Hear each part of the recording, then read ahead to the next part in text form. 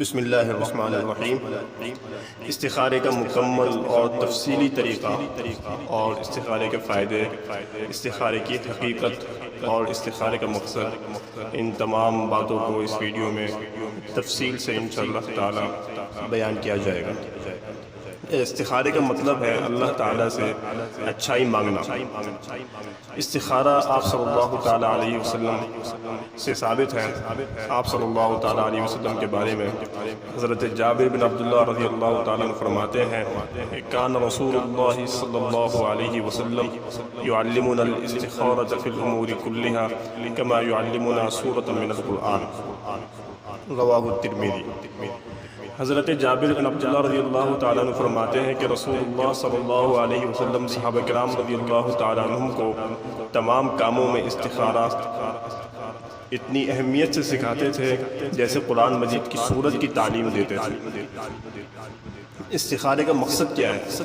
استخارے کا مقصد یہ ہے کہ بندے کے ذمے جو کام تھا وہ اس نے کر لیا اور اپنے آپ کو اللہ تعالیٰ کے علم محیط اور قدرت کاملہ کے حوالے کر دیا۔ گویا استخارہ کرنے سے بندہ اپنی ذمہ داری سے سبکدوش ہو جاتا ہے۔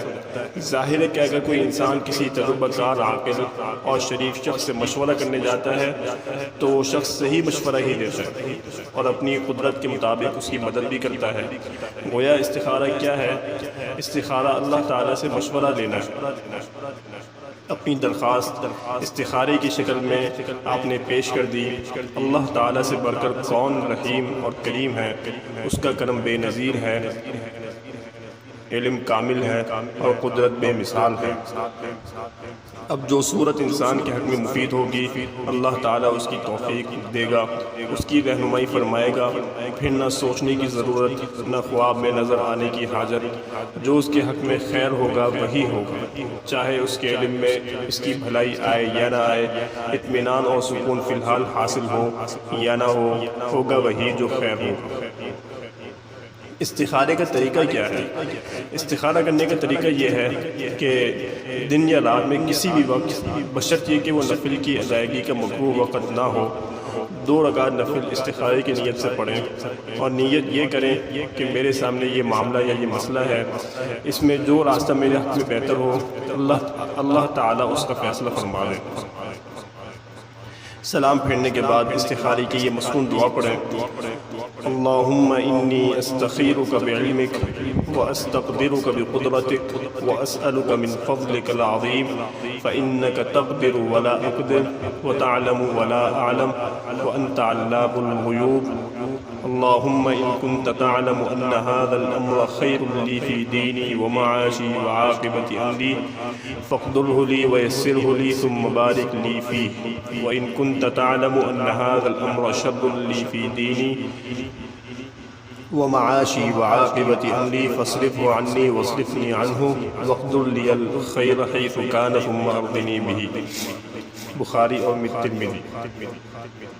دعا کرتے وقت جب حاضر الامر پر پہنچیں تو اگر عربی جانتے ہوں تو اس جگہ اپنی حاجت کا تذکرہ کریں، یعنی حاضر الامر کی جگہ اپنے کام کا نام لیں، مثلا هذا السفر یا هذا النکاح یا هذه التجارہ یا هذا البیع کہیں۔ اور اگر عربی نہیں جانتے تو حاضر الامر کہہ کر دل میں اپنے اس کام کے بارے میں سوچیں اور دھیان دیں جس کے لیے آپ استخارہ کر رہے ہیں۔ استخارے کی دعا کا مطلب کیا ہے؟ استخارے کی دعا کا مطلب یہ ہے کہ اے اللہ، میں آپ کے علم کا واسطہ دے کر آپ سے خیر اور بھلائی طلب کرتا ہوں، اور آپ کی قدرت کا واسطہ دے کر میں اچھائی پر قدرت طلب کرتا ہوں۔ آپ غیب کو جاننے والے ہیں، اے اللہ آپ علم رکھتے ہیں، میں علم نہیں رکھتا، یعنی یہ معاملہ میرے حق میں بہتر ہے یا نہیں، اس کا علم آپ کو ہے مجھے نہیں، اور آپ قدرت رکھتے ہیں اور مجھ میں قوت نہیں۔ یا اللہ اگر آپ کے علم میں ہے کہ یہ معاملہ میرے حق میں بہتر ہے، میرے دین کے لیے بھی بہتر ہے، میری معاش اور دنیا کے اعتبار سے بھی بہتر ہے اور انجام کار کے اعتبار سے بھی بہتر ہے، اور میرے فوری نفع کے اعتبار سے اور دیر پا فائدے کے اعتبار سے بھی، تو اس کو میرے لیے مقدر فرما دیجئے اور اس کو میرے لیے آسان فرما دیجئے اور اس میں میرے لیے برکت پیدا فرما دیجئے۔ اور اگر آپ کے علم میں یہ بات ہے کہ یہ معاملہ میرے حق میں برا ہے، میرے دین کے حق میں برا ہے، یا میری دنیا اور معاش کے حق میں برا ہے، یا میرے انجام کار کے اعتبار سے برا ہے، فوری نفع اور دیرپا نفع کے اعتبار سے بھی بہتر نہیں، تو اس کام کو مجھ سے پھیر دیجئے اور مجھے اس سے پھیر دیجئے اور میرے لیے خیر مقدر فرما دیجئے جہاں بھی ہو. یعنی اگر یہ معاملہ میرے لیے بہتر نہیں تو اس کو چھوڑ دیجئے اور اس کے بدلے جو کام میرے لیے بہتر ہو اس کو مقدر فرما دیجئے، پھر مجھے اس پر راضی بھی کر دیجئے اور اس پر مطمئن بھی کر دیجئے. استخارے کی حقیقت یہی ہے کہ 2 رکعت نفل پڑھ کر دعا مانگ لیں، پھر آگے جو ہوگا اسی میں خیر ہے. کام ہو گیا تو خیر، نہیں ہوا تو خیر. دل جس طرف متوجہ ہو جائے اور جس کے اسباب پیدا ہو رہے ہوں، یقین کر لیں کہ یہی میرے لیے بہتر ہے. اور اگر دل کی توجہ ہٹ گئی یا اسباب پیدا نہیں ہوئے یا اسباب موجود تھے مگر استخارے کے بعد ختم ہو گئے، کام نہیں ہو سکا، تو اطمینان رکھیں، اللہ پر یقین رکھیں کہ اس میں میری بہتری ہوگی. اپنی طبیعت بہت چاہتی ہے مگر اللہ تعالیٰ میرے نفع اور نقصان کو مجھ سے زیادہ بہتر جانتے ہیں. اس طرح سوچنے سے انشاءاللہ اطمینان ہو جائے گا. اگر دل کا رجحان کسی جانب نہ ہو تو صرف اسباب کے پیش نظر جو فیصلہ بھی آپ کر لیں گے اس میں خیر ہوگی. خدا نخواستہ اگر استخارے کے بعد کوئی نقصان بھی ہو جائے تو یہ عقیدہ رکھیں کہ استخارے کی برکت سے اللہ تعالیٰ نے چھوٹے نقصان کے ذریعے کسی بڑے نقصان سے بچا لیا. استخارے کی دعا میں دین کا ذکر پہلے ہے اور دنیا کا بعد میں، اس لیے کہ مسلمان کا اصل مقصد دین ہے، دنیا تو در حقیقت دین کے تابع ہے. کیا استخارے کے لیے کوئی مقرر وقت ہے؟ نہیں، ایسا نہیں. استخارے کا کوئی وقت مقرر نہیں، جس وقت بھی آپ استخارہ کرنا چاہیں کر سکتے ہیں، بشرطیہ کہ وہ وقت نفل کی ادائیگی کا مکروہ وقت نہ ہو. استخارے کے بعد خواب کا نظر آنا بھی ضروری نہیں ہے. ہو سکتا ہے کہ خواب آ جائے اور ہو سکتا ہے کہ نہیں آئے، لیکن خواب کا آنا کوئی ضروری نہیں. اور بعض لوگ یہ سمجھتے ہیں کہ استخارہ کرنے کے بعد آسمان سے کوئی فرشتہ آئے گا یا کوئی الہام ہوگا یا کوئی کشف ہوگا، تو ایسا ہونا بھی کوئی ضروری نہیں. یہ بات بھی ذہن میں رکھنے کی ہے، بہت ہی اہم بات ہے کہ استخارہ صرف جائز کاموں میں کرنا چاہیے.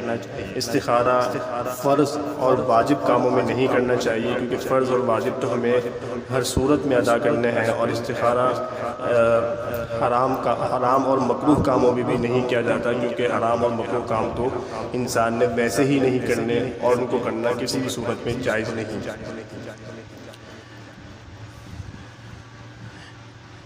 استخارے کا ایک اور مصنوع طریقہ ہے کہ اگر کسی موقع پر انسان جلدی میں ہو، اس کے پاس اتنا وقت نہ ہو کہ وہ 2 رکعت نفل پڑھ کر استخارے کی یہ دعا مانگ سکے، تو اس کے لیے شریعت نے ایک اور طریقہ بھی دیا ہے کہ اگر انسان کے پاس مختصر وقت ہو تو اس مختصر وقت میں انسان یہ دعائیں پڑھ لے. اس دعاؤں کے ذریعے سے بھی استخارے کی سنت زندہ ہو جائے گی.